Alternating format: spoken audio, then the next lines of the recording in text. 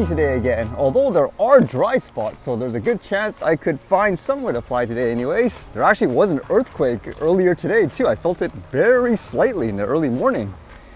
With that in mind, what did I read today? How about this one? In terms of trying to drop bombs on expensive Navy warships. This one says, drone drops fake bombs on 7 million pound Navy warship during NATO war games. A war game, huh? Is that another way of just saying an exercise drill? Or is it like a competition? As it says here, the Royal Navy has been staging exercises at sea weeks after Vladimir Putin staged his own war games in the Arctic.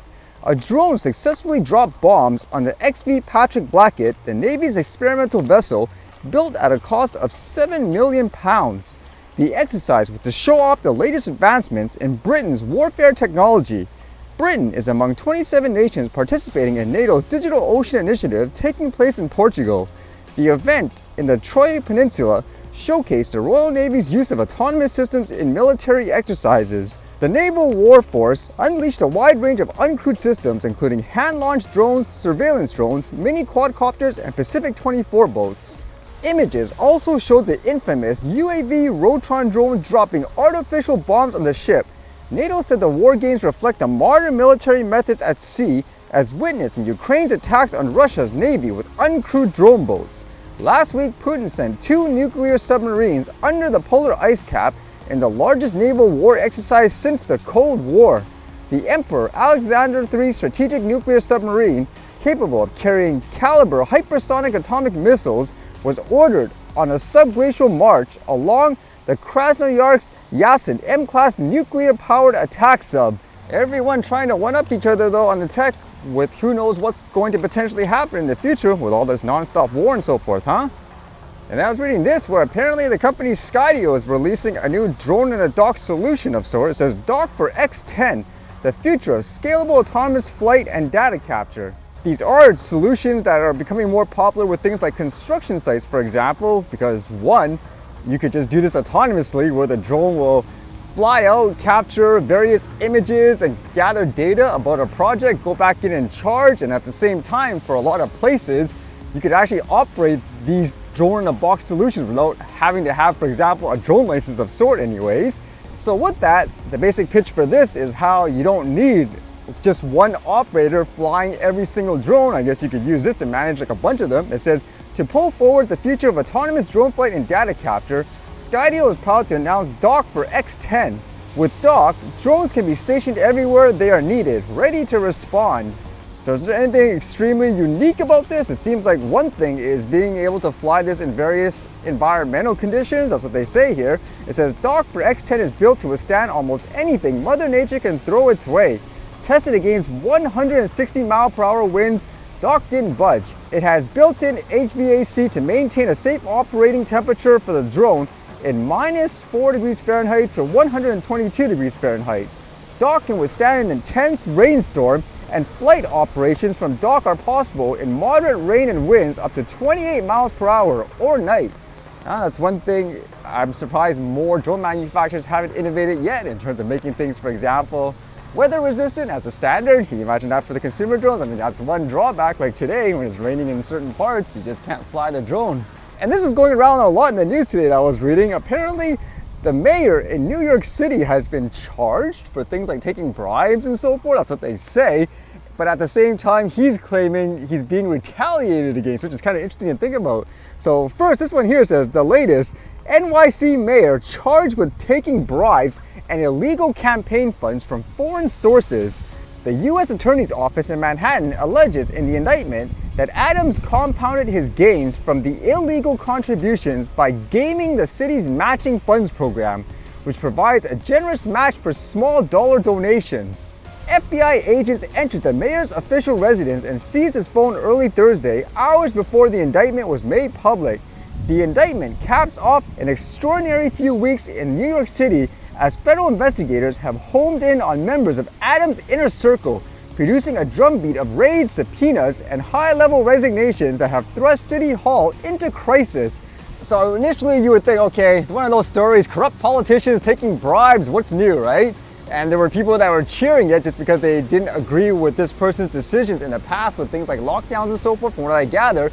But one topic in particular, which was interesting, is how apparently this mayor was a huge advocate in bringing in more migrants, and the city has been flooded with it. Apparently, anyways, it's an issue. But just recently, he spoke out against it, I suppose, on how it's harming the city. And he's saying because of that, that's why they went after him. Like this one here says, NYC Mayor Eric Adams blames defiance of Democratic Party for indictment. The mayor of New York City on Wednesday blamed his federal indictment on defiance of his political party, which included calling for federal action to curb the city's illegal immigration influx. New York City Mayor Eric Adams released a pre-recorded video Wednesday night amid leaks of the imminent federal charges. So you can see the video here first. My fellow New Yorkers, it is now my belief that the federal government intends to charge me with crimes. If so, these charges will be entirely false, based on lies. But they would not be surprising.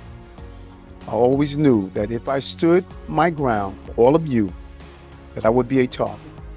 And a target I became. For months, leaks and rumors have been aimed at me in an attempt to undermine my credibility and paint me as guilty. Just this past week, they searched the home of our new police commissioner, looking for documents from 20 years ago, just 1 week after he joined my administration. Enough. I will fight these injustices with every ounce of my strength and my spirit. So again, it's really interesting where his opinion just flip-flopped, and it makes you wonder if that is the case. I wouldn't rule that out, actually. Where initially it was you better toe the line per se or else, and because he didn't, that would make sense actually in this regard in terms of that accusation anyways and how they're retaliating against him. And it makes me think too, just with all that story about that P. Diddy guy in recent times, it's kind of like what I mentioned. Can you imagine stuff like that happening in other avenues of life, different industries and all that like this, where people have strangleholds on particular individuals where they say, you better do this or else. They have all this dirt and stuff on them. And if that is the case, what was the person going to do? There were some comments online expressing how, for example, you might be in this particular elite group of people getting all these benefits and so forth. You think it's great, but when it comes down to it, you don't have the same type of immunity or privilege as whoever is the top, if that makes sense. Like you're still a minion. That's what the claim is anyways. I don't know, to me it's really fascinating to see what happens here anyways.